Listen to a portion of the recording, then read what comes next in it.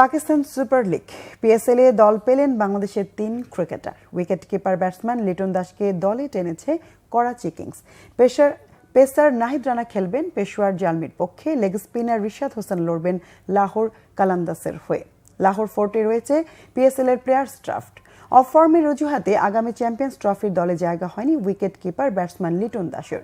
Champions ট্রফির trend ধরতে না পারার ঝাল তিনি মিটিয়েছেন বিপিএল এ দুর্বার রাজশাহীর বিপক্ষে। ঝোড়ো সেঞ্চুরিতে পেয়েছেন টি-20তে নিজের প্রথম সেঞ্চুরি। মাত্র ৪৪ বলে শতক হাঁকিয়ে বিপিএল এ স্থানীয়দের মধ্যে দ্রুততম সেঞ্চুরিটি এখন লিটন দাসের। তার পুরস্কার তিনি পেয়েছেন হাতে নাতে।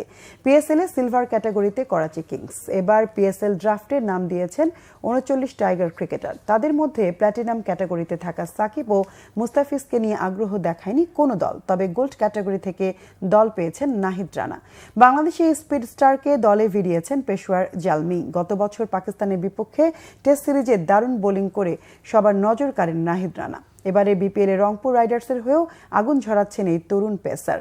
গোল্ড ক্যাটাগরিতে নাহিদ রানা পারিশ্রমিক পাবেন $৫০,০০০। মুস্তাফিজ ও সাকিবের পর দল পাননি ডায়মন্ড ক্যাটাগরিতে থাকা তাসকিন আহমেদ, তাওহিদ হৃদয় ও হাসান মাহমুদরা। লিটনের মতো সিলভার ক্যাটাগরি থেকে দল পেয়েছেন রিশাদ হোসেন। এই লেগ স্পিনারকে দলে ভিড়িয়েছে লাহোর কালান্দাস। সিলভার ক্যাটাগরিতে লিটন ও রিশাদের পারিশ্রমিক $২৫,০০০।